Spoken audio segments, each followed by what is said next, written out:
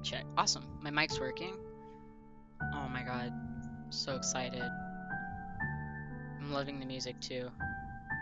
Should I wait for a little bit? Should I wait for 5? Oh, no. I had 1 viewer and then it went down to 0. So I'm gonna just start then. Oh man. Options. I'm gonna keep it on window. Oh, one sec. Gotta sneeze. Roll back side. Skip. Transitions. Music volume. Text. Oh man. Chum roll. Ooh. A cryptid. Who is the cryptid? Hussey, Cindy, Julian. Ah, I'm so happy for Aisha. That's so exciting to be be working on this. Oh man.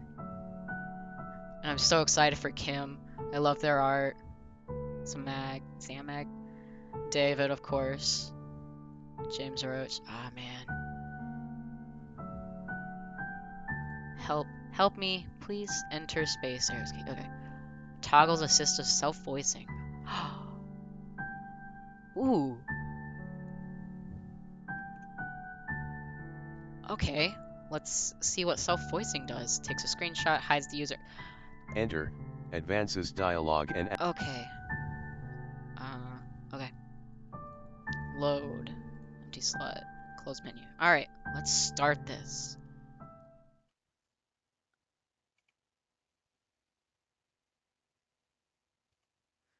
Volume select. Hover over an icon. Who's the cryptid, though? You click to the last page of the Homestuck epilogues. You read it. Then you read it again. You scroll down to go to the next section and find... nothing? Bitch, me too. That face? Bitch, me too. That was me about the epilogues. I'm sure that was, like, the entire fucking fandom. What the fuck? Are you serious? What kind of ending was that? Absolutely nothing got resolved. This guy gets it. You stand up so fast your chair falls over. Jesus Christ, are you steamed? Maybe eventually with further thought you'll come to appreciate the thematic elements, but as of right now, you need to understand. I forgot to open the door. What happened to Dead John? What about Rose and Kanaya and their marriage? What about Terezi and Vriska? Bitch, same. God, you have to have words with someone. Stomping out of the little computer room, you blink a few times, trying to readjust to the dim parlor after staring at a screen for so long. I wonder if Doc Scratch is like still alive, or is he gone now and you just didn't notice? Doc Scratch, where's that creepy round motherfucker? You sure got his number now. You're gonna find him and force him to tell you the rest of the story. I think he's gone. Wait, you march confidently down the hall in the direction of a sudden ruckus. Turning the corner, you see two figures. One is definitely Doc Scratch. The other is a dark silhouette in a fashionable hat and coat. While you watch, the latter begins to hit the former with a cane. Oh, it's Hussey. Oh, god damn it. You know what's happening. You know some lore.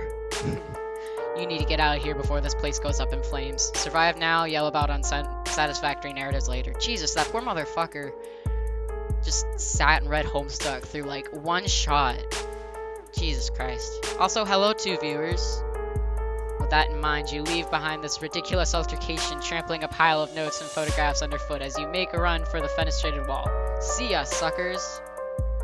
You sail through feet first, bracing for the smell of overturned earth and the sight of the twin Alternian moons. Man, it's going to be good to see your friends again, especially now that you're armed with all this canon knowledge. Oh, I'm wondering I hope Alternia's alright, but what surrounds you is not Fozzer's corpse field.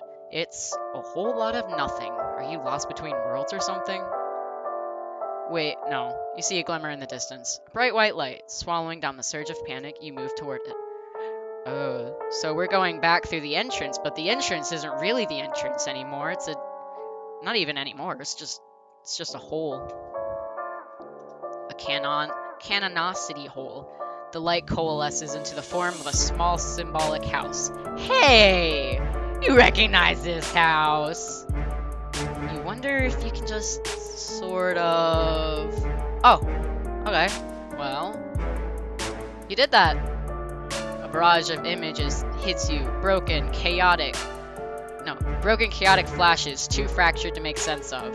You just stuck your hand into the most powerful item in the whole of this narrative, and your body is not taking it well. Orc. Bright, sizzling pain hits the nerve center of your brain and radiates out to your extremities. Oh, I must be boring, because that went down to 0 viewers real quick. Wow, you are a moron. You aren't a comic character. You aren't made for this sort of metatextual energy. Or were you? It hurts, it burns, it unravels you from the inside out, and then everything goes white. I almost got pissed for a second, because I was like, are you fucking kidding me? But then I realized it was just a picture. What a lovely morning. Oh my fucking god, I'm so excited. The air is fresh and crisp. It's early spring, probably. You find yourself on the sidewalk in a suburban neighborhood facing a neat, friendly house. A neat, friendly boy stands at the window on the second floor looking down at you. At least, you hope he's friendly. Man, you would really love to be his friend. At first you think the boy is looking at you, but instead he appears to be looking at the mailbox, which is stuffed so full that the door is half open. Looks like someone crammed a whole box in there. Fucking lazy ass mailman, Jesus Christ. Oh man, I'm wondering if maybe just being in any of the canonicity of Homestuck like activates that friendship urge.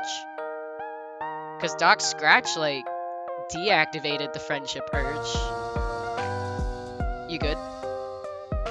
Okay, is it okay that I'm doing this? Okay, don't do that. Or maybe this dude's just really friendly. Helpfully you pull it out, along with a couple of coupons and envelopes stamped with a green symbol. You go to give the boy a thumbs up, but he's not longer at the window. Memory prickles at the corners of your awareness. You feel like you've maybe done this before? While you're standing there ruminating, a car pulls up. The driver is wearing a hat and a suit, and is probably the owner of this house and the father of that friendly boy. Oh, do I not remember what's going on? Oh shit, you're just standing out here with all his mail. He's going to think you're trying to rob the place. Alright, time to save and make a choice. Let's see, I feel like hide the evidence would actually make it would be the wrong one.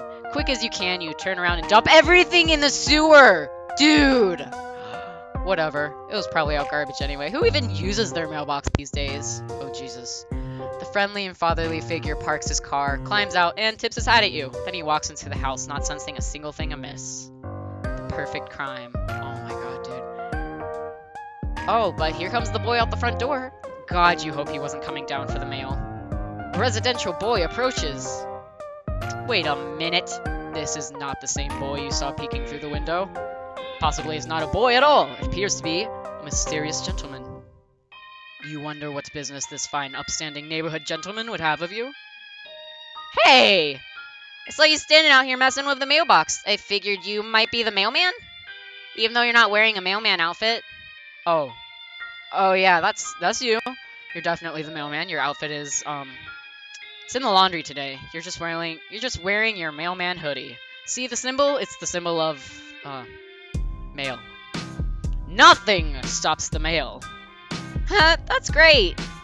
I guess it is true after all that mailmen are completely relentless in their quest to deliver people's mail. You guys are incredible. Speaking of mail, do you know if I got any today? What? No. What red package? You haven't seen anything like that. No bills, junk mail, nothing at all then. The mailbox was empty when you looked inside.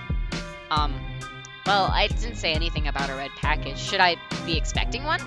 Come to think of it, it is my birthday, so getting a package in the mail would make sense. And if it's red, that probably means it's from Dave. He loves red, because I guess it's cool. Oh man, I wonder what he got me. Nothing. He got you nothing, you say. Isn't he listening? This Dave fellow probably forgot his birthday due to being a bad friend, and that's why there's no package, red or otherwise. Oh my god, I'm facepalming so hard. What? Oh no! Ah! I'm cringing so badly. It's painful. Oh, Just kidding, you say. You're sure Dave is a great friend who cares about this kid a lot. His present is probably just late and definitely not slowly sinking in a subterranean river of shit right now. Fun fact, those actually aren't the sewers, those are storm drains. I know because I've been inside of one. It's not... What? That's a strange thing to say. Are you sure you don't know more about Dave's present than you're telling me? No, you say. Absolutely not. Actually, he should just forget what you said about the present being late. He should not be expecting a red package, not now or ever. He should trust you because all mailmen know everything about the mail. Is impersonating a mailman, isn't that like a federal crime? I feel like it would be. It is? Oh, I guess so. Dang. So, nothing else? Huh? You said the box was empty? I don't understand. Isn't that how it always is when you deliver mail? I mean, you're the guy who's supposed to put stuff in there.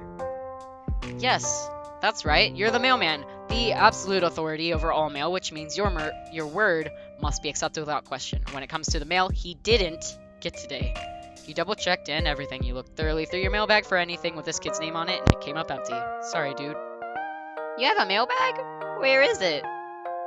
Oh, this is so painful. That old thing? You accidentally dropped it in the sewer before the boy came outside.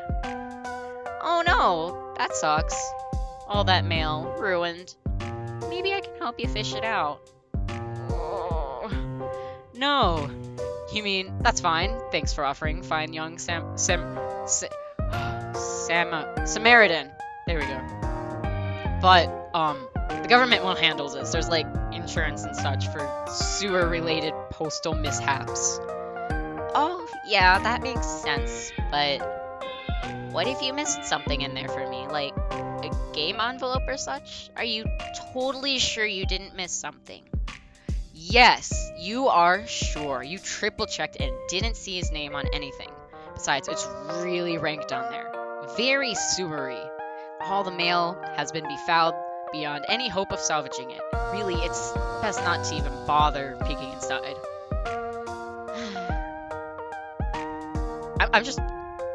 I feel like he actually says sigh. Sigh. You're probably right, but hey, how do you know my name? What? Oh, god damn it. Huh? Oh, you mean, of course you know his name. Mailmen are sort of like Santa Claus.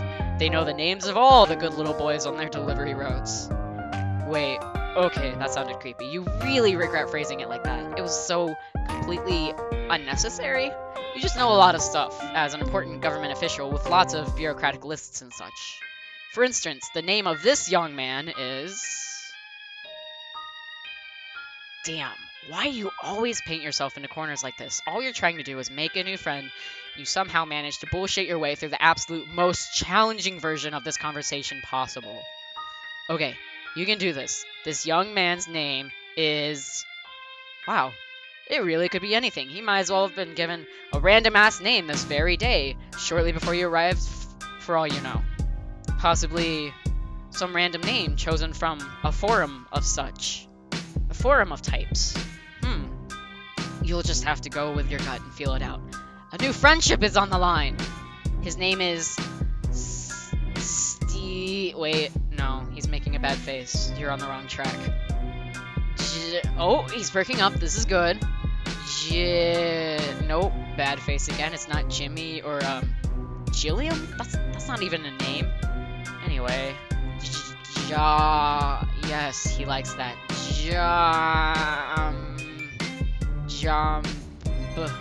Jombrami. Shit, he looks disgusted. Abort! Jombrami? You really can be quite the fucking idiot sometimes. Jonderson? Wait, he looked pleased for a minute, and then it looked like he just sucked our lemon. Jesus Christ, you're bad at this. You were close there. Jonderbilt? Yikes, no. You got it. It's just John. Of course! You don't know what you were even thinking. Yes, you do. Those were just goofs, you explained to John. Mailmen love goofs. His name is John, you say confidently, as if you had it in the bag all along. Not your non-existent mail bag, which you told him you dropped in the sewer. Your real bag, where the good shit is, such as your incredible ability to guess someone's name in 5 or 6 tries. That's right! God, he's such an idiot, I love him. Wow, I guess it's true then. Mailmen really do know practically everything. You smile. Finally, it feels like this friendship may be starting to click. It was rocky there for a while as you had to spin an intricate, nearly flawless web of lies to smooth over the fact that you destroyed his cherished personal property. But you're pretty sure you're in the clear now, and you'll never have to justify yourself to him ever again. Well, as nice as it is to meet you, Mr. Mailman, to be honest, this just kinda sucks. I've been waiting for a really cool game to arrive in the mail, but it's been a few days already, and now I'm starting to think it got lost in the mail? It might just never come now, and I'm kind of bummed out about it. I had some hope it would show up on my birthday as, like, a present from nobody, really. Just a present out of thin air, I guess, like it was going to be destiny or something. Oh well, I guess magic really is as fake as all the scientists say it is. You nod along very wisely. Oh yes, you say. You can kiss that game goodbye. Definitely got lost in the mail and is never, ever going to be delivered. The Postmaster General just told you a few seconds ago. Through your wireless earpiece, which is hooked up to the US parcel mainframe. You tell John he is right to disbelieve in magic. It's fake as shit. It's time for him to get used to the idea that he will never play this game, whatever it was. It was probably stupid anyway. Most games are. You should try to get used to whatever kind of life he's going to live from now on, in the absence of this dumb video game. Yeah, you're right. I think I got too worked up about it. It probably does suck, actually. I think Game Bro only gave it like 2 hats out of 5 hats? It might have been even less than that, actually. God, what a piece of shit it probably was. You know, I think I have to thank you, Mr. Mailman. You've really opened my eyes today. I'm going to forget I ever heard that dumb game. Just try to enjoy my life. Talk to my friends, hang out in my room, and I don't know. Come to think of it, maybe I was looking forward to playing that game with my friends so much because I'm lonely? I'm almost a little embarrassed to admit, I don't actually have any real-life friends. Oh, this is it. This is your in. This nice boy seems to be jonesing for friendship just as much as you are. And you've laid all the groundwork for becoming his best bro so expertly, you just need to slide right into his life with just a few more sympathetic remarks. You actually have a lot of experience with this by now. You've made so many friends in so many strange places and with such mixed results, or you think you did? Actually, you can't conjure up any of their names or faces right now. Probably isn't important. Actually, let's never speak of that again. What matters most is you're here now, making a sweet new pal named John. You casually mention that this is the end of your mail route, and you don't have much else going on in your life. Maybe you and he can hang out for a while, if he doesn't mind, that is. You want to hang out with me? Just a mailman and a 13-year-old boy? Just being buddies? You shrug a little, as if you don't care much, but you really, really care. Normally I would say that sounds a little strange and maybe slightly inappropriate, but what do I know? If you were a normal-looking mailman, that would probably be a shitty idea and I'd get in trouble with my dad or the authorities or something, and probably so would you. But you seem different, like maybe you aren't even a person? Thanks. Just a kind of weird, harmless-looking guy? Like an alien, but not really? Jesus, John's fucking roasting us. You don't really know what to say to any of this. Oh man, I'm being so fucking rude. I'm sorry. Yeah, of course we can hang out.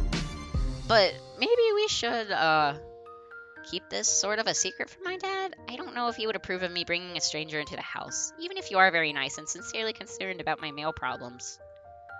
That sounds fine with you. Now that you think about it, you still aren't sure his dad didn't see him. You still aren't sure his dad didn't see him dumping all their mail into the sewer. I'm guessing that's like an error. He probably didn't, otherwise he would have had some words with you, surely. How can he have words with you? He doesn't have a mouth. But still, it's a risk you shouldn't be taking under these delicate circumstances. There's a friendship on the line. Okay, I'm glad you agree. Sounds like we have a sneaking mission ahead of us. Actually, it sounds like it could be fun. Oh, yeah, it does sound fun, except maybe slightly triggering since you've done a lot of dangerous high-stakes sneaking in the past that you can't quite remember, but still fun. Mostly fun. You can't wait. Yeah. So, how should we do this? We could either sneak upstairs to my bedroom while avoiding my dad and just hang out there for a while. Or, if that sounds too risky, we could just stay outside. I've got some sweet playground equipment in the backyard. What will it be? Alright, so I'm assuming that I chose the right choice.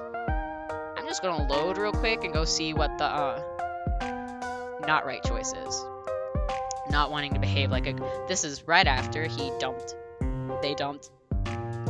No, this is right before we decided to dump everything into the sewer. Not wanting to behave like a complete buffoon and draw attention to yourself, you just hide all the mail stuff behind your back. There's a bunch of envelopes. There's a bunch of envelopes, though, and the box is bulky, so all of it sort of slithers from your grasp like a bunch of dead snakes. The distinguished man in his flawless suit looks at you from across the yard. You can't see his eyes under the brim of his hat, but you are absolutely sure he is giving you a look of intense fatherly disappointment. A bolt of shame goes through you. Man, this guy is good. He's not even your dad, and you are just losing it under his disapproval. You expect him to start shouting or calling the cops. You're so obviously stealing his mail. But instead, he just keeps looking at you. Does he know you? Is he someone you should remember? Or is it just the platonic ideal of dadliness that crosses time and space, eternal in all iterations of reality? That sounds like some bullshit, though. Slowly, the distinguished man shakes his head. He goes inside. You can't quite put your finger on why, but you know you have been summarily dismissed.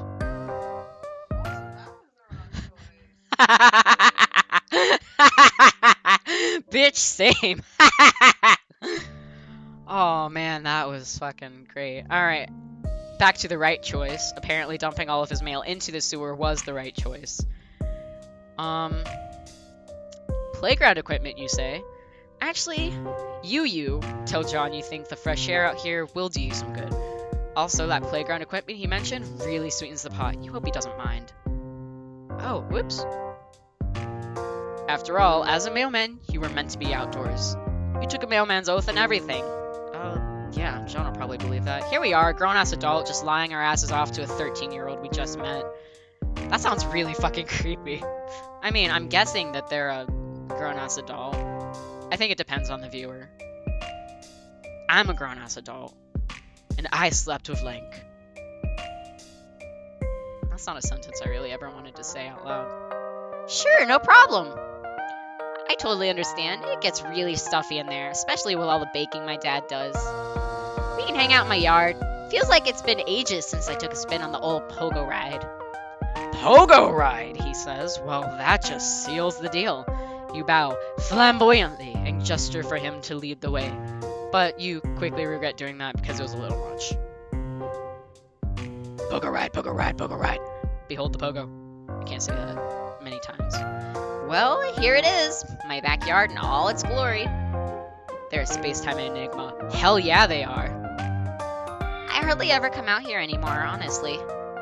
There's the old trusty swing set. Brings back some good memories.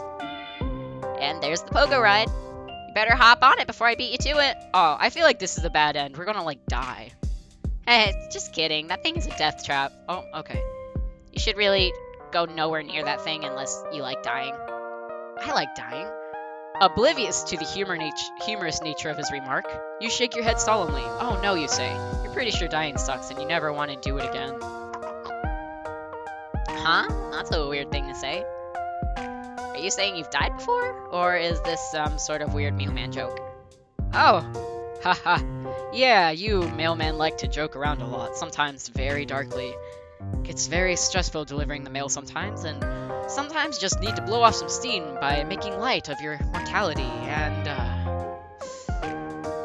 doesn't seem like this is going over well. To be fair, it is one of your worst explanations so far, and that's really saying something. Start to falter and lose composure. You don't have it in you to follow through with a lie. You stop talking and hang your head. Hey, what's wrong? You decide to tell him the truth. Yes, you've been dead before. Possibly a bunch of times? You're not sure. Actually, you can't remember any of the circumstances surrounding your deaths, and you aren't even sure who you are. Frankly, you're a little confused by your own existence sometimes. Oh no. Well, I'd be lying if I said that wasn't a little hard to believe. But I'll listen to what you have to say anyway, because that's what friends are for. How did that happen? Oh, well... You cast your mind back as hard as you can. You really give it a good, hard think. You remember a room, a computer screen, and just this really intense feeling of frustration. A computer screen? I get being very frustrated at your computer screen. I do that every day. Yeah, he gets it. It's written all over his face. This is a boy who feels your pain. He's following you perfectly. I'm not really following. Then you explain how you ended up in the afterlife. Afterlife? Pretty sure it was the afterlife. Maybe heaven. It was a little too freaky for heaven, but you were alone. And then you found a mysterious artifact on the ground. You found a mysterious artifact in hell? Yes, it was white and flat and lying on the ground, as if it was just waiting for you, or waiting for someone else maybe, but you found it first by accident? You find it hard to believe you were destined for any cursed treasure such as this. Perhaps the artifact belonged to Lucifer himself. I mean, you're not wrong. Lucifer? Wow. Oh, you didn't realize you said the Lucifer thing out loud. Maybe you should consider reeling this in a bit. You're beginning to wonder if you're coming off as a little unhinged here. Except John is clearly transfixed by your story and looking a little concerned. You guess there's no going back now. You've committed yourself to the truth, as insane as it sounds. So, you saw something weird. Looks like a little house, and the obvious thing to do was stick your hand inside the house, so that's what you did. And then you felt funny, and teleported out of hell, and that's how you ended up on here. Up here, on Earth. Where, you then became a mailman, and decided to have a long and rewarding career of delivering the mail. And then you met John, and now you're basically best friends. The end. This all sounds pretty fucked up. Yes, it does, doesn't it? You're right back to feeling like a crazy person again. He probably doesn't believe you. It seems like you're going to have to take this even further, or risk eroding the foundation of trust this blossoming friendship is built upon. You mentioned that you're pretty sure the Devil's Treasure gave you some magic powers. Magic powers? Like what? You're not sure. You can sort of teleport now. Also, pretty sure you can time travel. You haven't tested it out much, you admit. Teleportation and time travel, huh? That's a lot. You can prove it, you say desperately. Suddenly, it feels like this friendship is hanging by a thread, and you'll do anything to preserve it.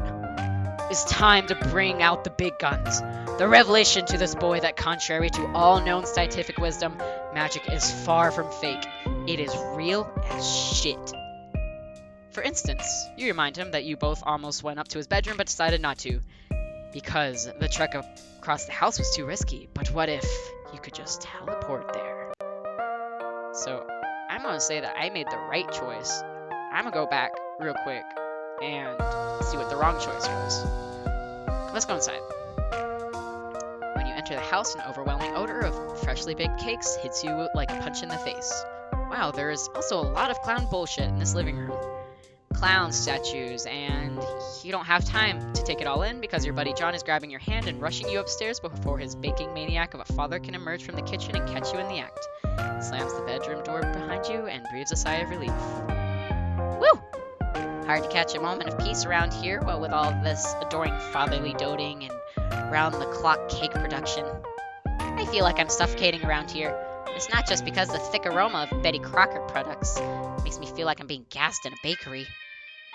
You're not sure what to say. You tentatively lift your arm as if you're about to place it on his shoulder. But you hesitate. Is this an abusive domestic situation? You don't know if you have enough information to make that judgment yet, but you are concerned. Haha, just joking around. I mean, this baking shit is all a bit much, the clown obsession too, but I love my dad. He's great. Sorry, I didn't mean to give the wrong impression. That's a relief, you guess. Not that you weren't ready to jump in and be whatever kind of supportive friend this boy needs. Oh man, you're just gonna love Dave, huh? Suddenly you notice a bunch of movie posters on the wall. Oh, wow.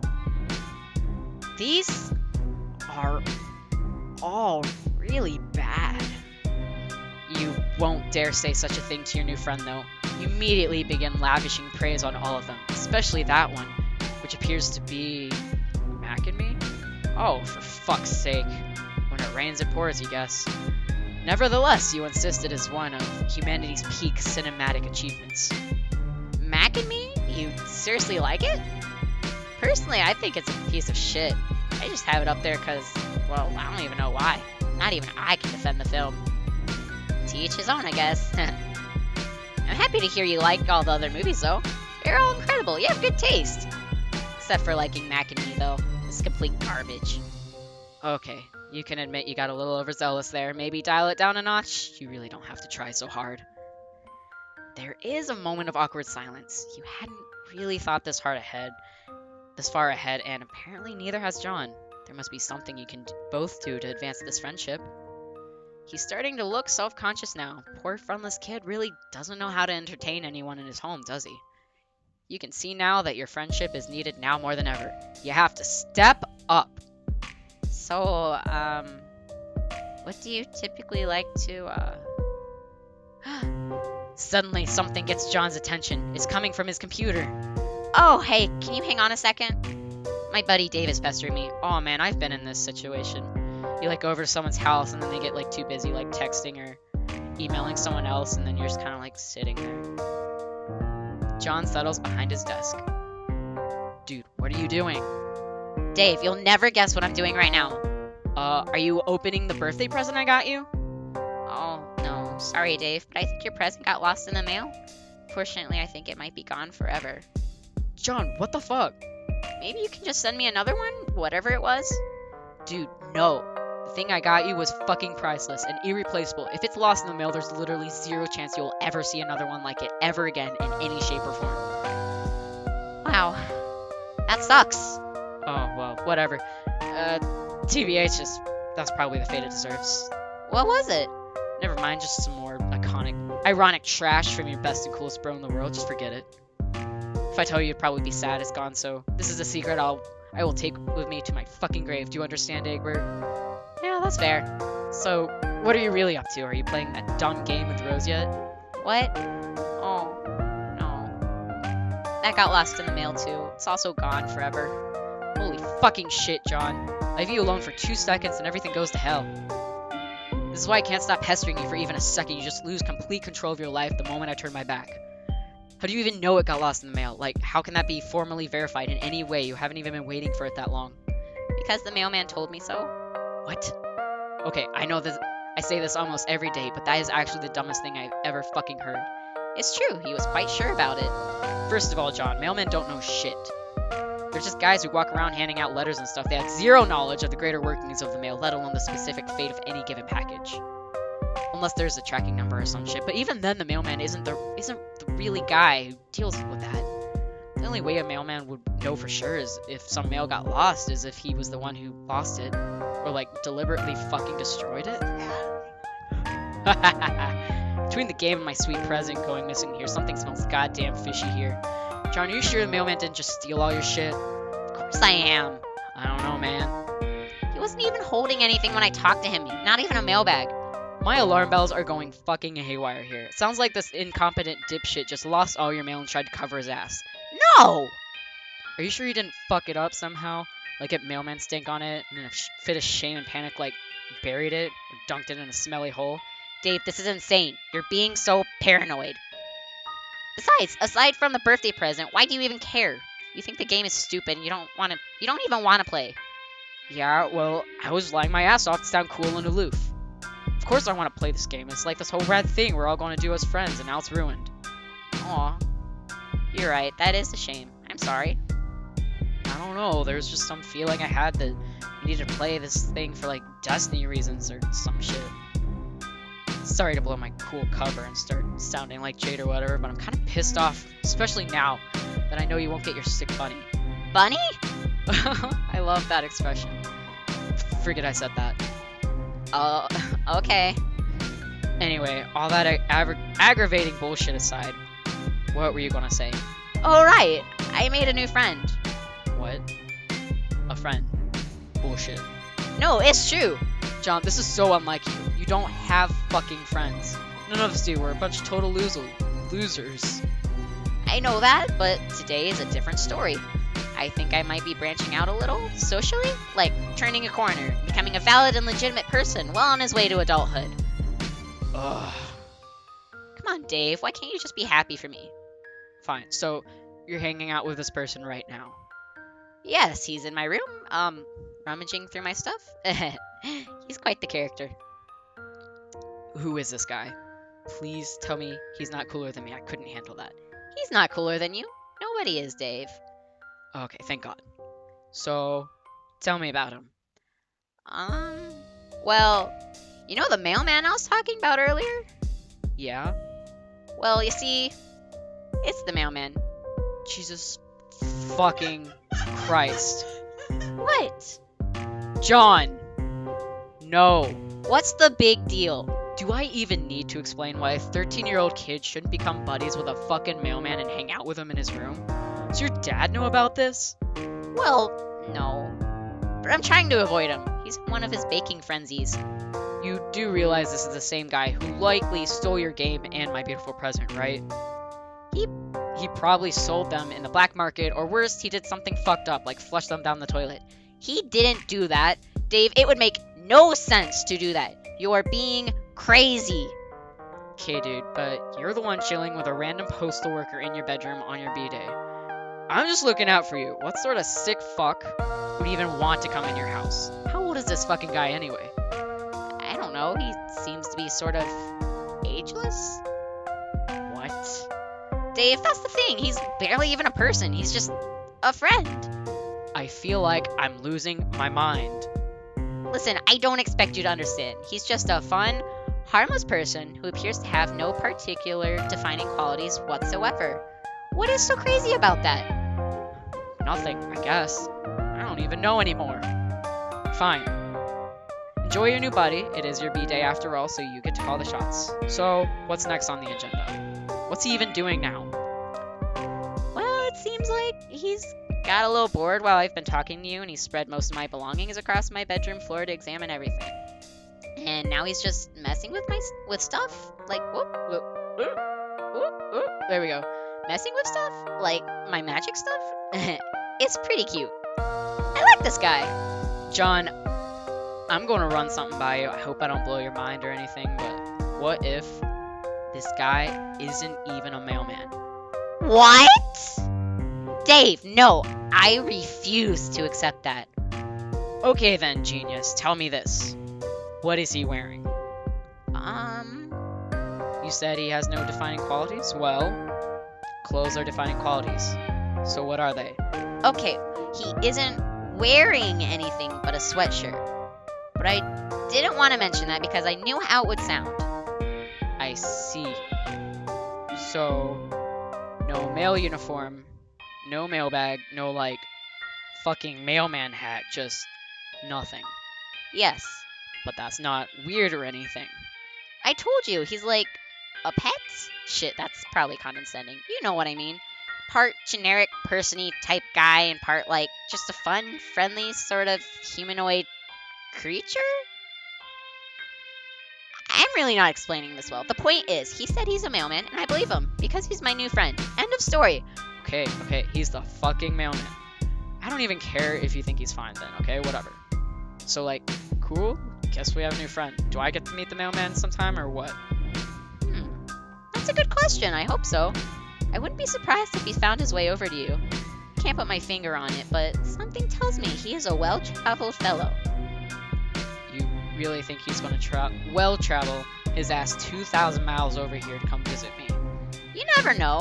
Mailman do get around after all. Shit, that checks out actually.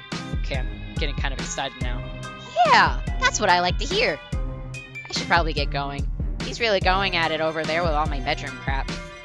I don't want to be a rude host. Alright, I'm gonna leave you boys to it. Happy birthday, dude. Thanks, Dave.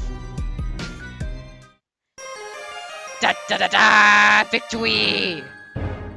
But not the victory. I like Dave's little, like, approval. But not the victory. Oh, wait. Load this one.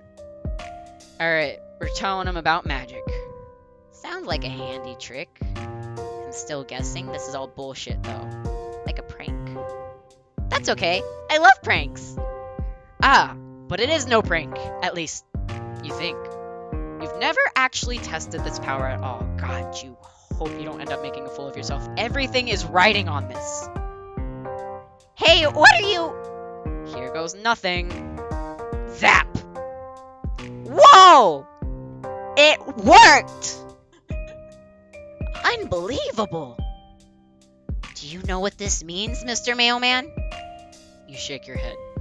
It means magic is fucking real! Ah! I know! I'm trying not to. You shrug. You guessed it is. You won't admit it, but all you really care about right now is the fact that you saved the friendship. It should all be smooth sailing from here. Well, it's a pretty good thing I met you. Because if you didn't show up, I'm pretty sure that nothing anywhere close to being this incredible would ever have happened to me. You consider that remark for a moment and decide you absolutely agree. You are definitely the best and most exciting thing that will ever happen to this kid. You also said something about time travel? Can we try that too, or would that be too disruptive to the space-time continuum? You have him eating out of the palm of your hand now. No need to slow this train down. Continuum, schmuntinuum. Whatever your new friend wants, he gets. Oh, I don't know. Why don't we just go back in time by about a week? And we can stay right here. That way we won't risk messing up anything important. Sure, that makes sense. You get ready to use your new hell power and concentrate as hard as you can on the idea of 1 week ago. That's probably how it works. Zap. Not much changed. Except, wait. The cakes are gone! That must mean it isn't my birthday yet, which means... It worked! This is 1 week ago! Wow! Oh, for fuck's sake. I forgot. Of course there was going to be a past me in the room a week ago. God, I'm such an idiot. This is going to fuck things up, isn't it? What the hell is going on here? Whatever it is, it seems really stupid. Okay. You're right, John. It is stupid. Sorry, I wasn't using my head. Don't worry, we'll get out of your hair. Hey, quick, let's step out to the yard so we fuck up space-time as little as possible. Confused, Zap? Woo! Well, that was dumb. Maybe let's try to avoid abusing your time travel powers from now on? It could really lead to a lot of messy bullshit. You wholeheartedly agree. All you really want to do is make friends, not clown around through space-time. Meanwhile, I guess we're still a week in the past, but now just standing in my yard doing nothing? This seems pointless. We should probably head back to the present. You nod. It was an interesting experiment, and it bought you a lot of credibility. But it's time to... Wait a minute. Something is wrong. There's a slight buzzing in the air. You can feel it. What's the matter? You tell him you think someone is coming. Quick, you have to hide. Whoa, okay.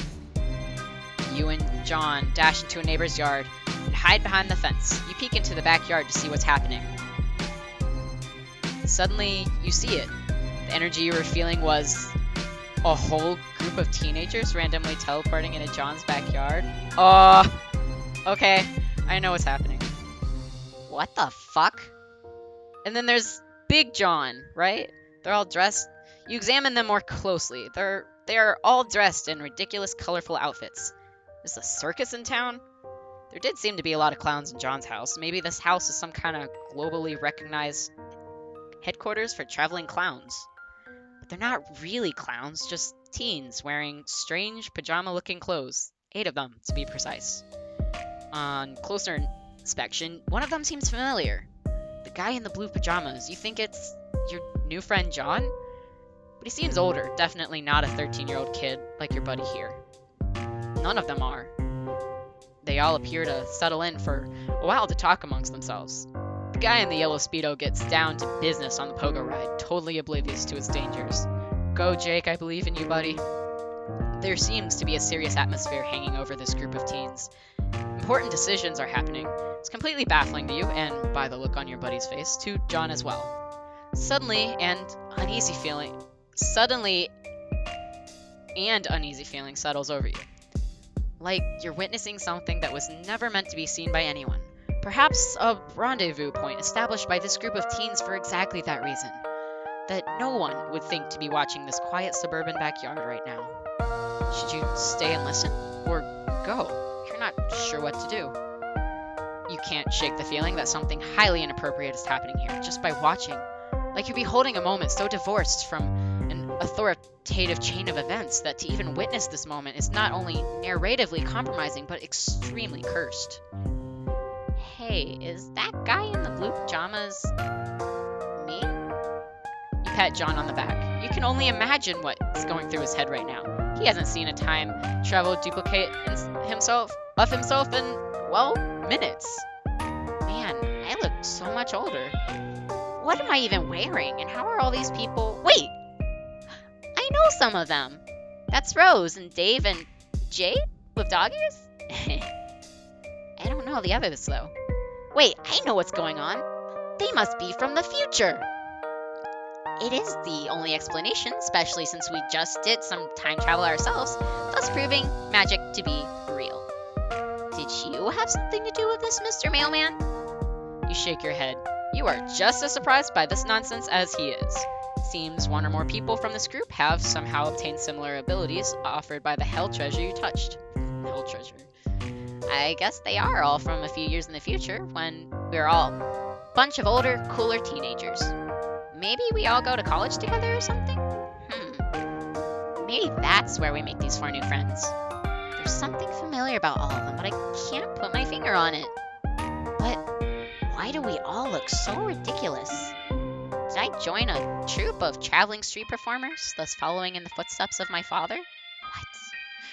And somehow managed to rope everyone into the act, including Dave and Rose, who almost certainly would think the idea was really stupid, even though it's clearly great and cool, while somehow also involving time travel? Yeah, cooler. I don't know. I'm so confused. What are they even doing here? Did this really happen just outside my house 1 week ago without me knowing about it at all? What else have I been missing? Much more is there to know about these future adventures of me and my friends, which has been taking place in secret like this. I wonder if there's a lot more to my life than I ever could have imagined. Actually, I should probably be thanking you. If you hadn't told me my game got lost in the mail, I might have gotten way too hung up on it. That might have totally altered the trajectory of my life. Ah! Then I wouldn't get to go on whatever sweet adventures happening in the future that will lead me to wear a bunch of silly pajamas and apparently speak with great authority in front of a group of very cool teens. Chuckles nervously. You're in danger. You bow your head contemplatively, as if to say, you're welcome. You're welcome for your entire life and every cool thing that ever happens to you from now on. I wonder if this will answer my question of if it's... Because it's been basically stated, if it's not within the game of Esper, then it's not necessarily canon. So...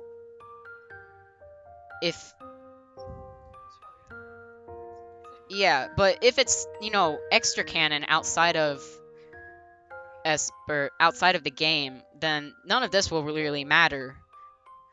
Because, this obviously isn't the Alpha timeline. But then again, I think that Esper starts no matter what. So John's probably going to die no matter what, but I don't think it'll be the cause of, a time shenanigan. How, duplicate selves. Yeah, the meteors are coming down anyways, but, in the game, if you're not supposed to be there, you're going to die. Most of the time, I think that's how it works, right? After some time pauses, the group of teens seems to finish up whatever business they had in this yard and disappear into thin air. You guess that's the end of whatever that was. Since there isn't much point to staying here a week in the past, you decide to return John to the present moment. Zap. Hello? Okay, there we go. Huh. Well, that was interesting. We were a little too far away to hear what they were saying. I think I kept overhearing the word English. I wonder if some of those teens speak a foreign language. Was I?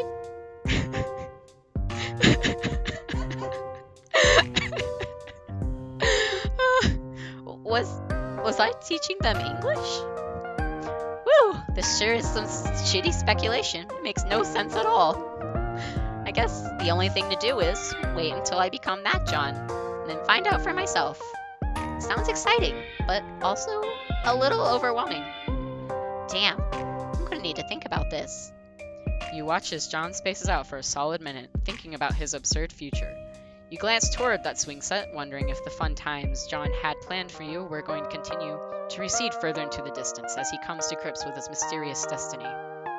You cough a little to snap him out of his stupor. Oh. I'm sorry, Mr. Mailman. I know I said we would do something fun. But now I think I'm kind of in an existential mood. I should take a walk and think about what just happened today. I feel weird. It's nothing personal, just need some space. Well, see ya! Vague existential crisis.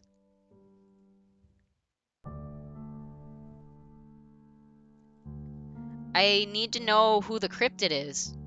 Well, I made friend. This probably won't have any far-reaching narrative consequences. Nope, none whatsoever. Alright. Volume 2. Rose, Rose, Rose. Coincidentally, my cat Rosemary is right here, right in front of me. On the advice of your new friend John, you go to visit one of his close comrades.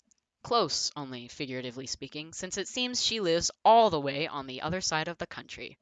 Right? Rose, Rose, Rose, Rose. I'm making my cat angry. That's no problem for you, though, since your new powers let you hop anywhere, anytime, even to places that don't exist.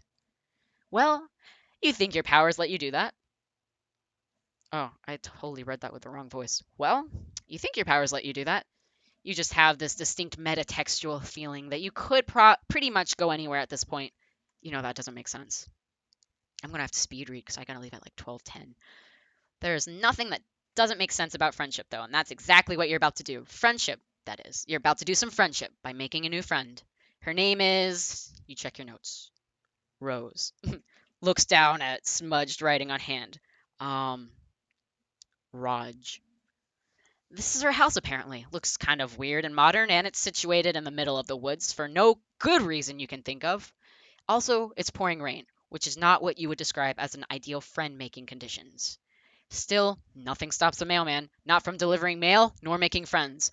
Rather famously, rain and other similar weather patterns provide no deterrent to the performance of his duty. And there is no duty more important than friendship. Looks down at smudged writing. Rope. Suddenly, a woodland girl approaches. Oh, I just need to take a moment to, appreciate this music. I'm gonna turn it up real quick.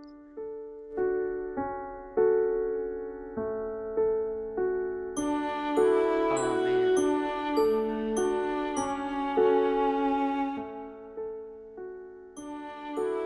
Keep it up a little. That's so good. Oh, man. God bless James Roach. Fuck. Suddenly, a woodland girl approaches. Who goes there? Oh, it's your new friend Rose, obviously. There is literally no one else this could be. Oh my god, she's so precious. You introduce yourself. You are the cool mailman who John told her to expect a visit from soon. Is this route going to be a melancholy? I sure hope not, because I'm going to cry. I mean, I'm ready to cry just because how excited I am that this dropped, but you would doff your mail hat to signal a friendly greeting, except recently you accidentally dropped into a sewer, along with all of your other mail-specific clothes, as well as all the mail you were supposed to deliver, as you explained to her gratuitously in an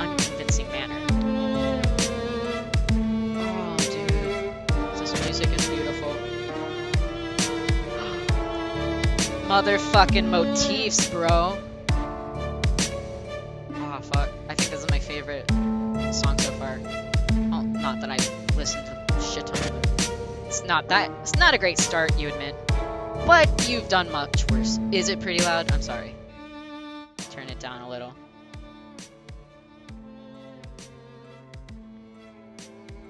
You are not a mailman. Yikes! You are busted almost immediately. You briefly consider whether you should double down on the lie and try to say something mailman-like, or whether the right call is to come clean since she's clearly too smart for this amateur bullshit. But it's taking a few seconds too long for you to decide which looks guilty as hell. That's it, the jig is up. You slouch in defeat. You ask her if she would please consider not telling John. Your heart couldn't take it if he found out your entire friendship was based on a lie. You want me to keep a secret from one of my best friends to protect the feelings of a random buffoon who I've never met and arbitrarily showed up to my house in the remote wilderness like a creep? I'm gonna say no. Man, you guess today is the day you get owned by teens. She's totally right. Teens are very much into the following: bullying me on Tumblr. What are you doing just wandering up to her house without even calling first? It's just totally disrespectful of her time. No need to self-flagellate. It was a simple suggestion to more critically examine your motivations and actions in the future. No, she's right. You're going. You zap away, aiming for a spot half a mile away into the woods where you can become properly soaked and miserable. 413, the magic numbers. 8th graders, make fun of you but in an accurate way. Dude, deadass. But instead of trees, you find yourself standing in front of a bank of computers. Shit. You misfired. Wait. You remember seeing a big structure off in the distance when you were in front of Rose's house. You figured it was just some sort of office building, but this looks more like a factory or a secret research lab. The computers show coordinates on a screen that don't mean anything to you. Countdown clock is frozen on 413. All of this has the trappings of a tableau someone set up for you to see. I'm hoping I said that right. Turning away from the screens, you wander down a long line of gleaming science fiction equipment. It reminds you of pictures of old computers from the 1950s, the ones that took up entire rooms. You bet you could go back and visit some of those if you zapped hard enough. You wander through a whole maze of halls and wide, echoing rooms that aren't pictured because our art budget is only so big, but take it as a certainty that they are all very mysterious. Eventually, you circle back to that strange bank of screens. Nervously, you hit a few keys, tap a few fingers against the readouts. Nothing. It's all locked down. You think that if you could only get those screens to unlock, you could unravel the secrets to life, the universe, everything. Or maybe it's your memories you're trying to unlock. Maybe then you'll understand the seething waters of this endless ocean of time and space intertwining in the... Meow? Meow? Meow? Mother! You turn around expecting a cat. And you do get a cat! A very adorable black kitten, tiny and soft, with far more eyes than a kitten should have. Aww. But the cat isn't the only thing here. There's a MILF in these woods! Mother! A woman in a sleek white lab coat and sensible heels holds the cat, pinning you to the spot with her gaze, or at least, you assume she is. Her hair is in her eyes and the light is behind her, so all you see of her face are her painted lips. Sorry ma'am. You absolutely didn't mean to trespass in her secret science lab. You actually aren't even lying, you really did just fuck up this time. Aw, man! Hi, Roxy! The lady puts the cat down slowly, where it rolls on its back and bats a paw playfully in the air. Aw, cats are great. Even mutant cats. Maybe especially mutant cats. This little guy should have a name. You think you'll name them Cryptid McWhiskers. Yeah. Cryptid McWhiskers is a great name. In fact, you can't imagine anyone ever naming this cat anything else.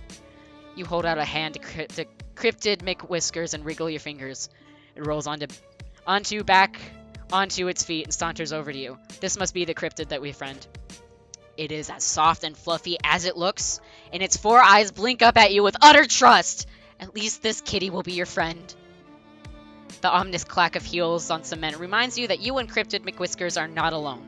While you were busy with the kitty cat, the very intimidating and well-coiffed lady has walked over to the bank of screens. Oh, so she just doesn't give a shit now.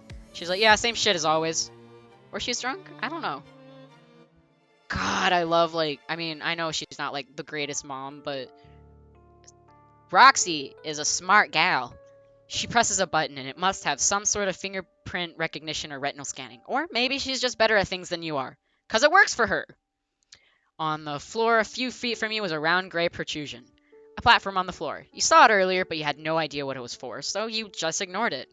What you can't understand can't hurt you, right? You think that's probably right. The intimidating lady presses a button on the screen, mouth turning up at the corners.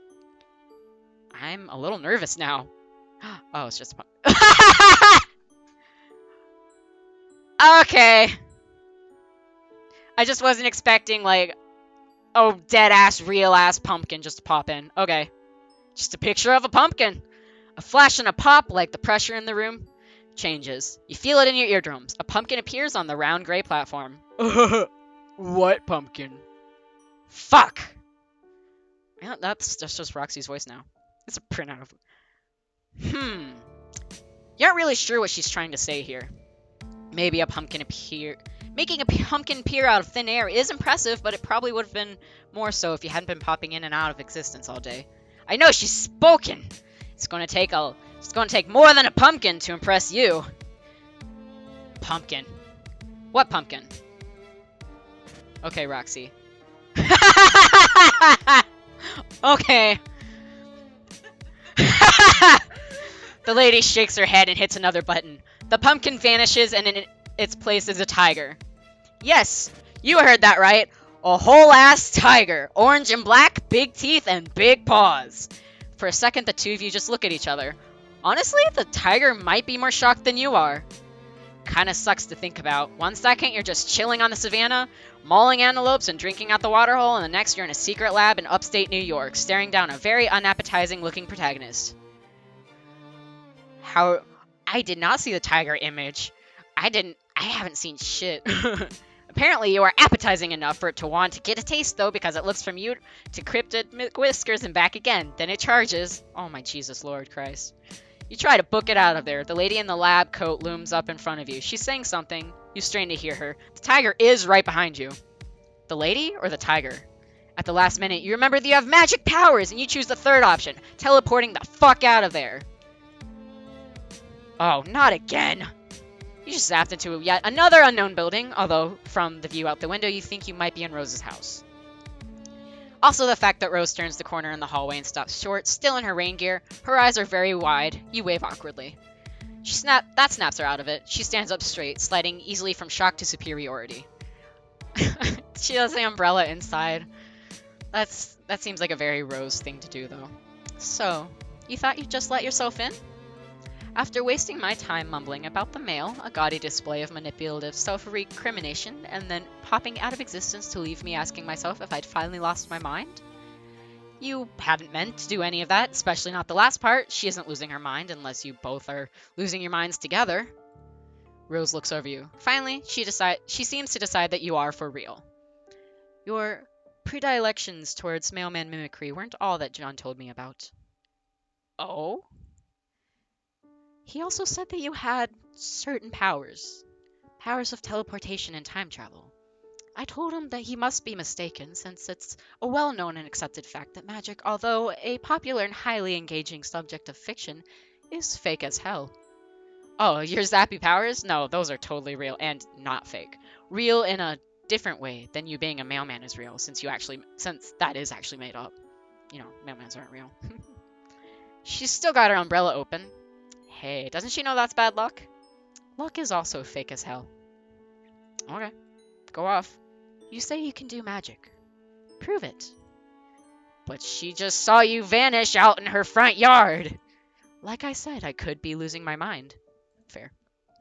She could be losing it now, at this very minute, but you see no point in arguing. You hold out a hand, and after a moment of hesitation, Rose puts her fingers in yours.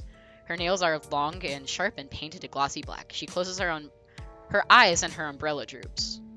Should I picture my room or something similar? I'm not quite sure how this is supposed to work. She still thinks you're fucking with her. You tell her that you guess you can do that that you guess she can do that if she wants. Aw, her room's so cute. Zap! When you open your eyes, you find yourself in a large, messy bedroom. Messy bitches be messy. Oh! She drops her umbrella. You really did that. Her boots track muddy prints into the thick white carpet. Surprise! You really are magic. Rose puts a small hand against her perfectly painted black lips. She seems momentarily lost for words, and you get the feeling that this is not a thing that happens very often. Her eyes are wide and deeply purple. They're sparkling, you might even say. Hold on. I'll be right back. Stay here. Do not go out into the hall. It's not safe. Oh, okay. You tell Rose to take her time. You're happy to just stand here dripping onto her nice clean floor. She leaves the room and you take the opportunity to examine your surroundings a little more closely. The bed is unmade. Books are strewn over the floor carelessly and a collection of half-drunk cups of coffee crowd the desk. I wonder if she actually doesn't really like the Dragon Wizard. Oh, shit, I didn't know that was on What Pumpkin. The Dragon Wizard poster. I'll have to look later. A collection of half-drunk cups of coffee crowd the desk. Headcanon. Rose doesn't really like coffee, just likes how adult it makes her feel.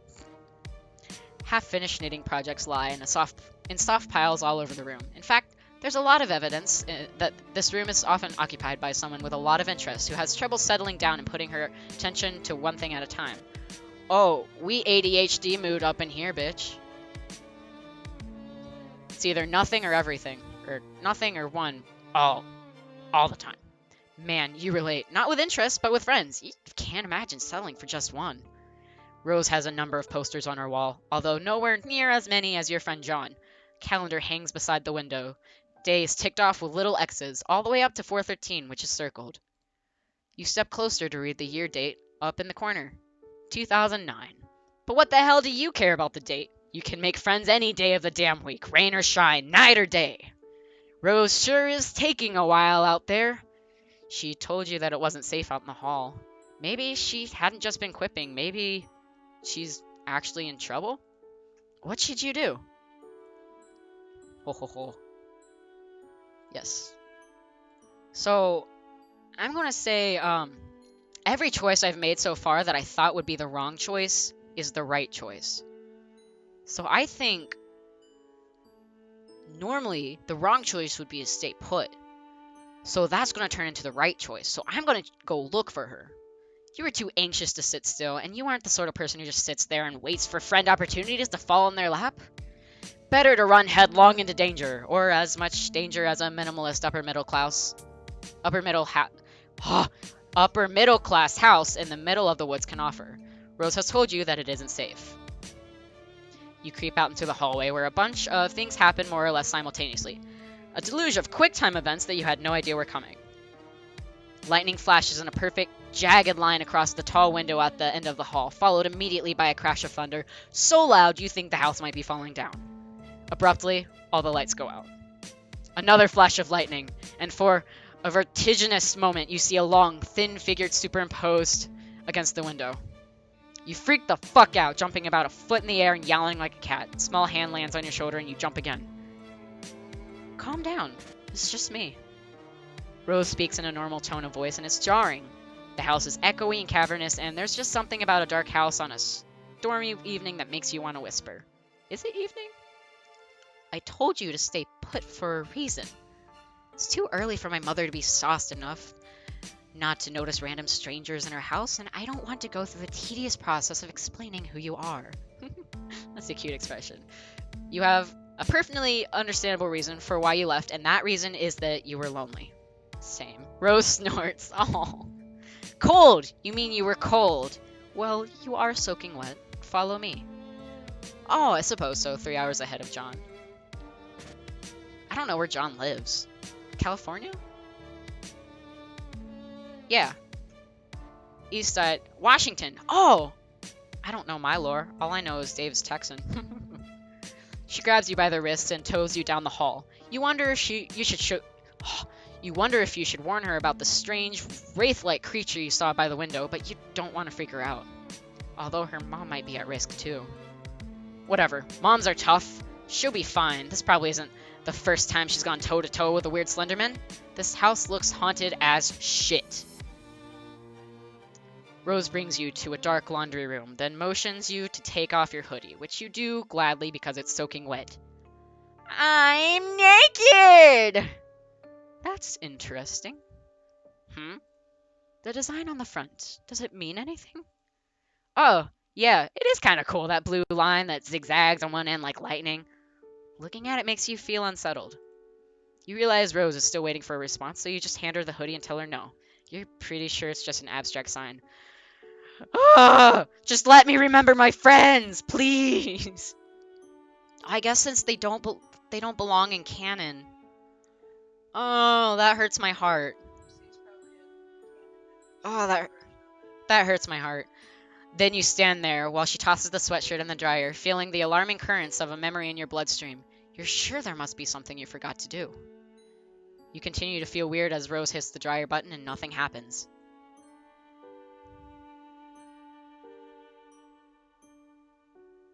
Oh, mood. Fuck. She hits the button a few more times as if that will make a bit of difference when the power's out. She presses her thumb and forefinger to the bridge of her nose. Well, you aren't going to fit into anything of mine.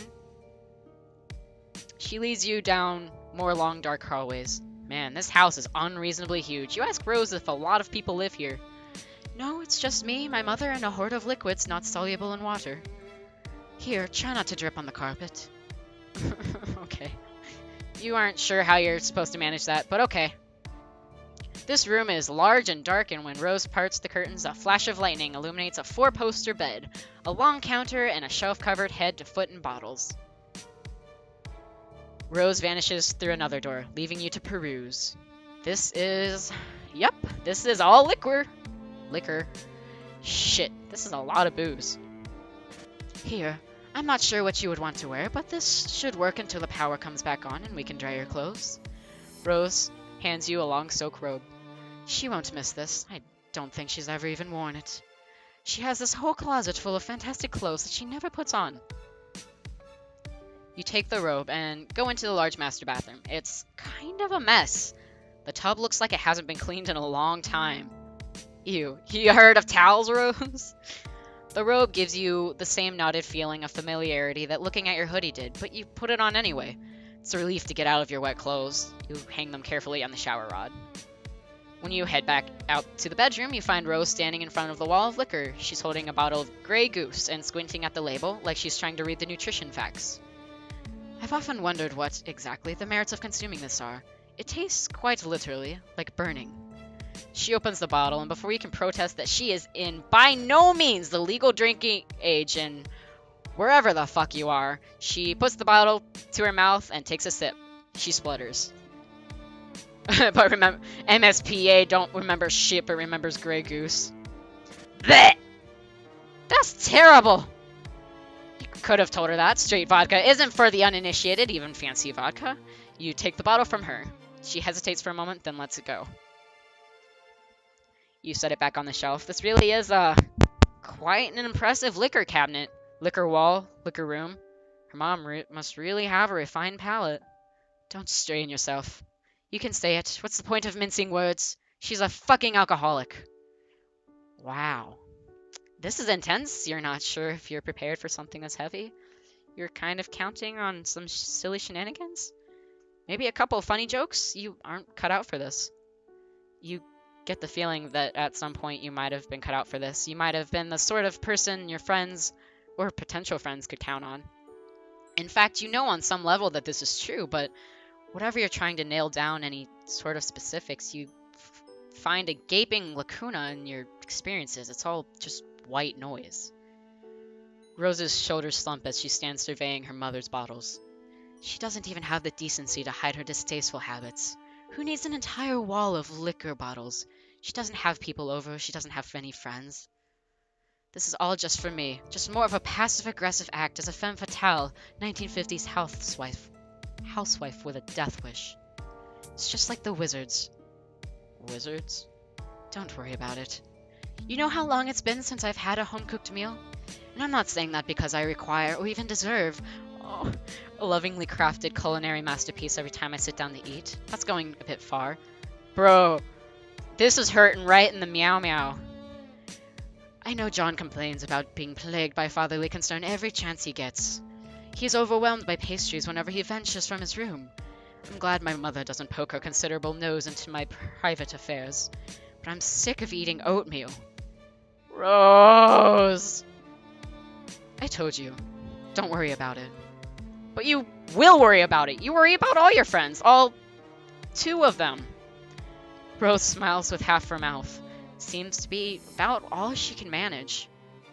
Lightning crashes. She looks so small and sad against this wall of bottles. You know how to fix this. Thunder rolls and you clench your fist.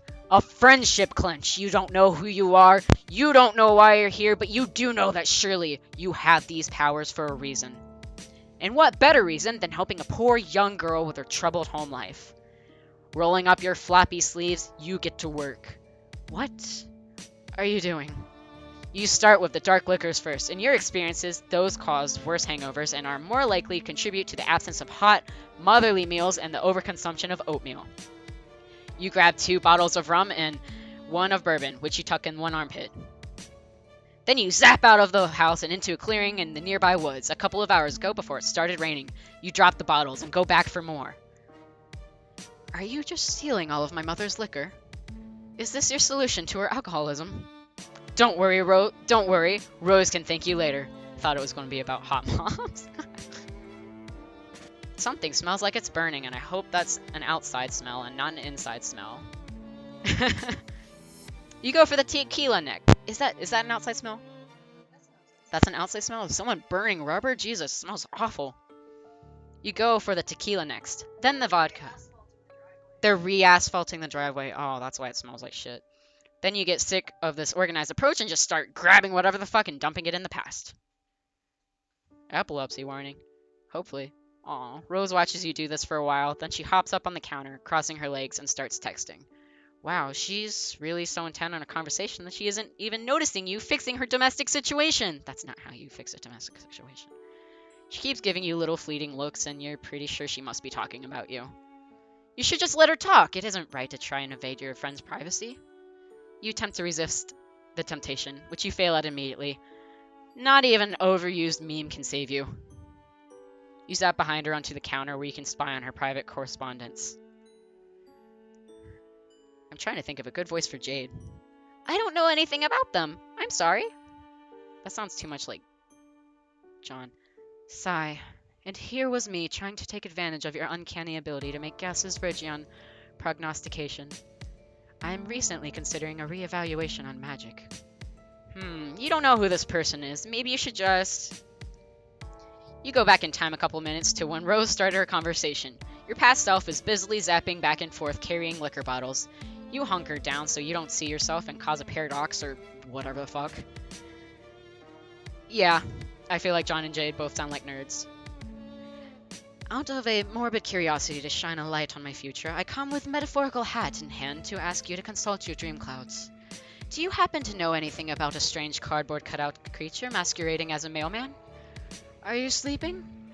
Sorry, had to go scold Beck. He's been acting really weird all of a sudden. Oh, I wonder why. Anyway, is this the same mailman that John was talking about? The fake one who hung out with him? That's the one. They are currently emptying my mother's liquor cabinet in an attempt to prevent her from overindulging herself. Oh. Are they drinking it? No, I think they're just dropping it into the woods with their magic powers. Oh. Do they know that she could just go out and buy more liquor? That's something you can do where you live, right? Yes, well, not exactly where we live. I think the nearest boozery is a good 20-minute drive. I'm not actually entirely sure where my mother got it at all. We don't own a car as far as I know. Sometimes it seems like she has the ability to just make things appear. I don't know anything about them. I'm sorry. And here was me trying to take advantage of your uncanny ability to make guesses verging on prognostication, as I am recently considering a reevaluation on magic. Mama Lalon just fucking Naruto sprints down the road. Gotta get some drugs. I'm guessing it's the Little teleportation thing. I'm still pretty sure magic is fake. At least the kinds of magic you're talking about. There's probably some real magic out there somewhere. Yes, for instance, the sort that lets you spy on your hostess's private correspondence while you're stealing her mother's libations. Ooh, you've been caught! You freeze. With a contrite zap, you reappear in front of Rose. She sets her phone down and props her chin up on a delicate fist. Sorry, you honestly don't know what got into you. You just couldn't resist using your power for evil. Haven't you heard that with great power comes great responsibility? Rose is right. She's totally right. You've only had this power for like a day, so you still aren't used to the idea of being able to just zap all over the narrative. Clearly, you did not appreciate the implications. Zapping all over the narrative sounds potentially stressful. Oh, you bet. You are incredibly stressed right now. Rose laughs. You apologize to her for stealing all her mom's drinks. That was kind of overzealous of you. Oh man, I gotta hurry. I gotta go in 15. No, actually, I thought it was hilarious. I've never really been one for pranks. There's always fallen more in John's wheelhouse. But there's nothing wrong in occasionally stepping outside of one's comfort zone. Let's do the vodka next. Baby girl! The two of you working together gets the place cleared out pretty quick. You zap Rose along with you to the bright clearing in the field, and for a moment she just stands in a sunbeam, blinking up at the cloudless sky. Her expression says she still might not be totally convinced any of this is happening. When all the liquor has been transferred from the bedroom to the woods, in a big glittering dragon's hoard of booze, you and Rose fall down next to it in a messy heap. Well, you fall into a messy heap. Rose lowers herself daintily, sitting more on her knees than her butt, probably to keep her skirt from getting dirty.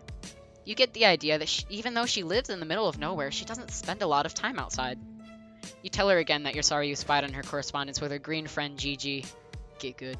Also, you hope she isn't going to get in trouble with her mom. I'm not unduly concerned.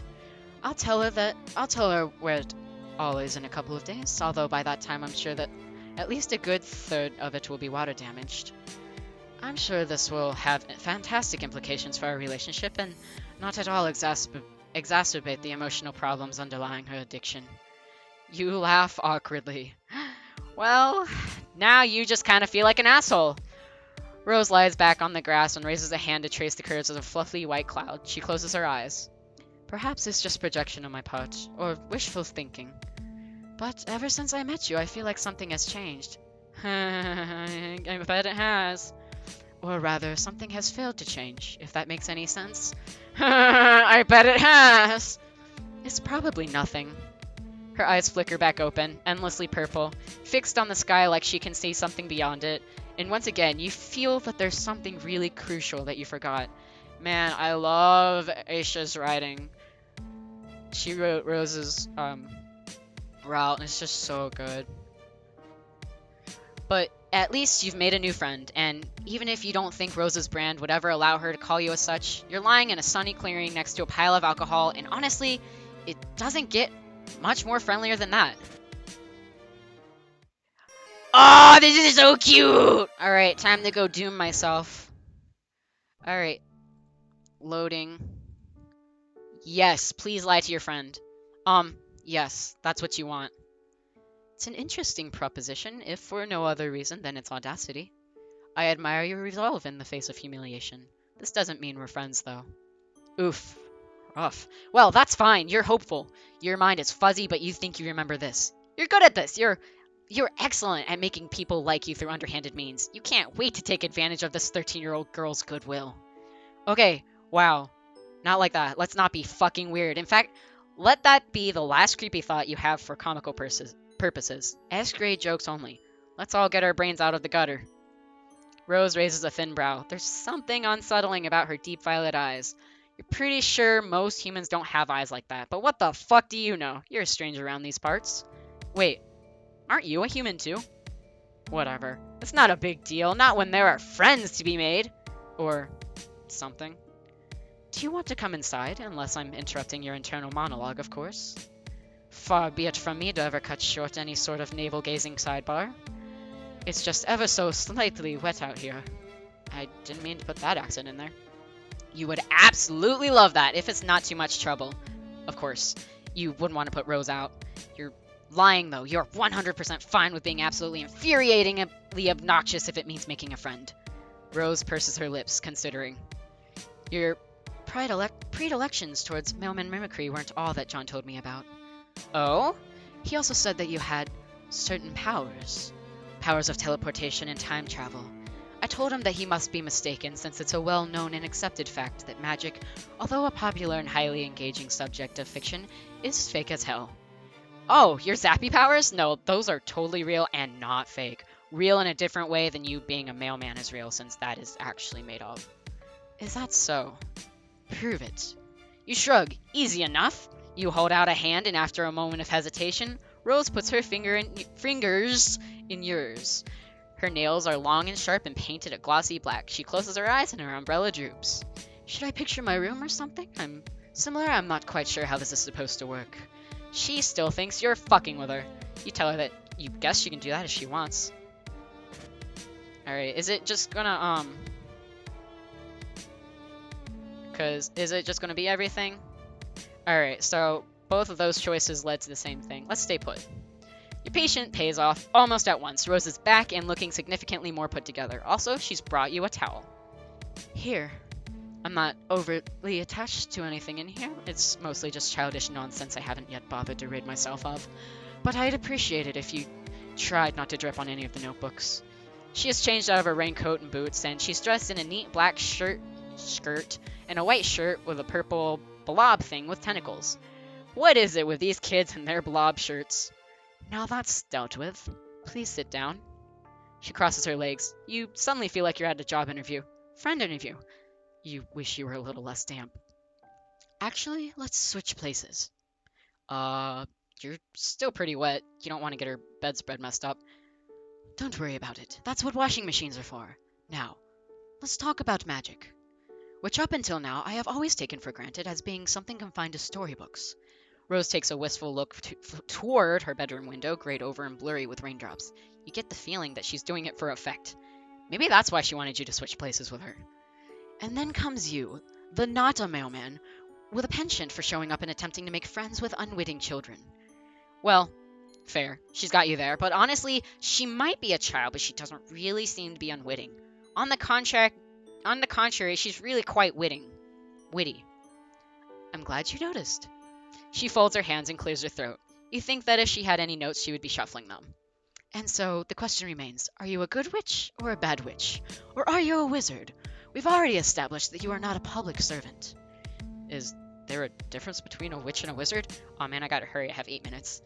Of course there is, but exactly how specific of a difference can vary. According to some works of fiction, a wizard is just a wizard's male counterpart.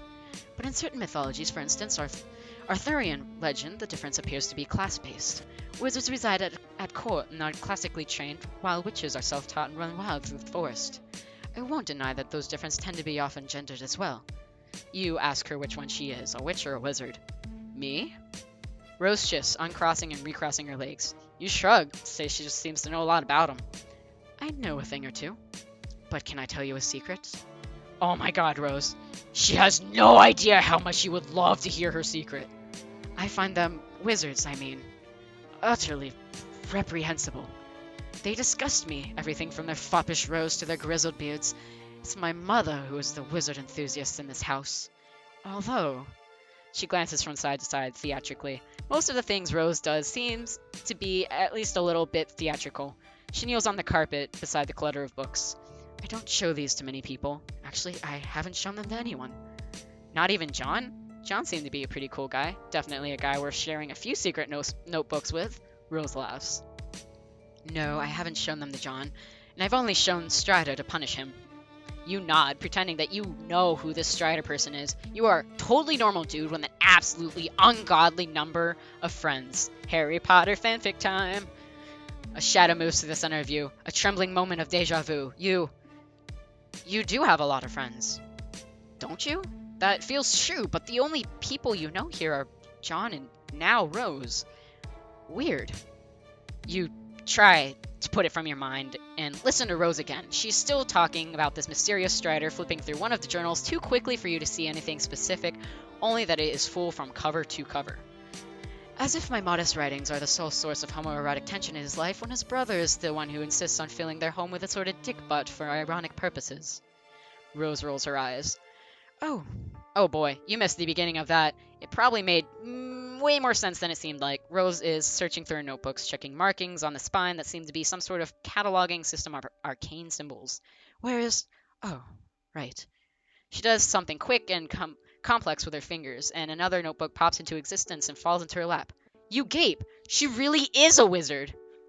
What? It's just a Silatex. A child could use one. Here. Oh, I completely forgot about Silatexes. This notebook has a couple drawings in it, but most of it is filled with small, neat handwriting in lavender ink. Is Rose writing a book? No, don't be silly. I'm writing 4 books, at least. 5, depending on whether I decide to flesh out Kalmas's story. It isn't strictly necessary, but it does add a certain amount of valuable character insight, which renders their actions in later volumes more sympathetic. Not that I need all of my anti-heroes to be sympathetic, I'm just thinking of what the literary reviewers would say. You nod. Smart! You would never have thought of what the literary reviewers would say. She is honestly pretty impressive for someone her age. Age has nothing to do with it. But don't get carried away, it's only a rough draft. You ask her if you can take a look. She hesitates, but you doubt she would have shown it to you if she didn't want you to look. What the hell? If you can't trust a strange spherical imprint you met outside in the rain, who can you trust? Right? Your thoughts exactly! Rose hands you the notebook, and you open it at random, letting fate guide your hands. Friglish bothered his beard, as if unkinking a hitch in his long silk windsock. A more pedestrian audience would pass the exhibit as nervous compulsion. Behavior to petition contempt among the reasonable. He was, however, not surrounded by the reasonable, but the wise, a distinction in men that would forever be the difference in history's garland of treasured follies. As a matter of fact, his cadre, I hope I said that right, of fellow wizards were all putting similar moves on their beards as well. The practice would evince thoughtfulness, sagacity even, if they didn't do it all the time. Standing in line at the bank, shooing squirrels from bird feeders, few occasions were safe. Zazopan inspected the clue, a single piece of evidence cradled in his coriaceous old man palms. It was a human bone, not striking in the tale it told alone so much as that told by the thousands like it, festooning the marshy soil of the mass grave. The grisly expanse bore the texture of a decadent desert, like one of Smani's formidable custard trifles wobbled out on the wheels for the holidays to the dismay of a small nation. You're certain of this? Asked Friglish. Despite what he was doing with his beard, he was, in fact, immersed in meaningful contemplation. I'm afraid I am becoming more so with each terrible tick groused by that gaudy timepiece slung around your neck. In case it wasn't clear, Friglish wore a clock Zazopan didn't care for. It was magic. The massacre of Circe Ngelf was not as written. Wow, this is pretty dense, but smart. You stroke your own imaginary beard and pretend to ponder the deeper meaning. Yes, intriguing. Zazopan and Friglish. Clearly there is some history there. Yes, clearly, but what the two of them shared went beyond simple romance. That's why it has gone so spectacularly sour. Rose becomes increasingly more animated as she tells you about her gay wizard OCs, like she is far more interested in them than she is in herself. They share an intellectual bond, a mutual dedication to knowledge and the preservation of such. The goal of the learned is to amass their wisdom and to keep it from the general dissemination of into the main populace of wizards. They feed it to their apprentices and apprentices in drips and drabs. Of course this will eventually lead to ruin. Of course! You flip further in the book, searching for the part where it leads to ruin. Ruin sounds interesting. Zazopan knew he would see his wayward apprentice again. I know. Knew it like my meeting's at 12:40, so if I drive fast. It's a 15-minute drive, okay? Knew it like he knew the tide would turn and the sun would blaze to its zenith as each inexorable day passed. Now they stood diametrically opposed foes across an overgrown chessboard. His apprentice's eyes were hidden behind dark glasses, but Zazopan knew that if he could see them, they would be riddled with the madness of the void. Kalmassus wasn't here for justice or for revenge. They were here exclusively because Zazopan had something they wanted, something they were owed. You flip through the notebook, checking out the drawings. There were lots of wizards, each more bearded and venerable than the last. One of the pictures, the most recent maybe, since it's on the very last page of the journal, is of 2 wizards. Twins, maybe. They have gray hair and are wearing slick green suits and are standing back to back with their arms entwined, staring into the middle distance. It's very anime. You compliment Rose on her artistic prowess. Prowess. Yes, thank you. They're all right. I am a much better writer than I am an artist. You tell her you think she's really good. Way better than you. You're absolutely positive she's going to be famous one day. And she is. I appreciate the encouragement, even though I know you're just trying to flatter me due to your strange thirst for affirmative experiences. John told me all about that. Damn, busted. But you really do think she's talented. It's fine. It's not as if my social calendar's overfull out here in the middle of the woods. Don't tell anyone I said that. I don't have many friends. And don't tell them that I've been drawing. He'd be insufferable. He? Never mind. You assure Rose that her secrets are safe and hand back her journal. You're really excited about your new friend, and, if you might be so bold, and her wizard stories. Although, wait, hadn't she said that she hated wizards? What's your point? Well, you're no expert on wizards or on Rose, but it seems like she actually does seem to like them because she has several notebooks full of wizard fiction. You aren't trying to get, like, real here, but maybe it's possible her mom isn't the only one in the family who likes wizards? Rose pulls the book out of your hands. That and the rest of the books vanish into thin air. Oh, right, that must have been that... What she called it? Silodex? She doesn't look angry exactly, but the lines around her mouth and eyes have softened. That softened as she talked about her book have hardened back up. Her eyes glitter menacingly. Oh, is that right, Freud? Well, why don't you diagnose me? Oh, hey, wow, you weren't trying to be condescending or whatever. Clearly. Were you aware that it is a common psychological phenomenon for an individual to react to trauma by creating fictional representations of that which has caused them bodily harm and emotional dismay? To suggest that the portrayal of those fictional renderings somehow condones them or supports them is absolutely absurd. So, what she's saying is that she draws wizards to cope. Rose rises regally to her feet. The lightning turns her into an ethereal silhouette. What I'm saying is that I don't need to justify my fictional predilections to you or to anyone else. No, she's totally right. You're sorry that you suggested she might like wizards. It was horribly presumptuous, not at all the way a friend should act. You are so sorry. You promise it will never happen again. No, I don't suppose it will.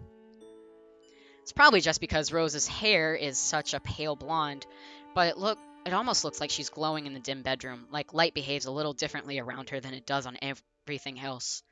Would you look at that? It appears the rain has lightened up a bit. The rain is hitting the window so loudly you're actually having trouble hearing her. And your point is? You can just zap yourself out to where the weather is drier. Fuck off. Go zap yourself! Oh no! Damn! Alright, let's look at the chum roll real quick. Cryptid McWhiskers, you participated in the time-honored tradition of renaming someone else's familiar. With great power, you helped Rose with her mother's alcoholism. Your method was surely foolproof. Shorter day. You convinced John not to play a game. This probably won't have any far-reaching narrative consequences. And then credits, just for fun. Hussey and Aisha and Cindy. Aisha wrote Rose and the prologue, and Hussey wrote John, so that's nice. Help? I don't need no help. Alright, and then I really gotta go. Huh? Yeah, I finished it. New volumes are going to be released, like, bi-weekly. I did it! So, thanks for watching, guys. I'm a scram, because I don't want to be late for my tutoring meeting. But, y'all have a great day. Thanks for coming. Get out of here! Scram! Alright, bye, guys.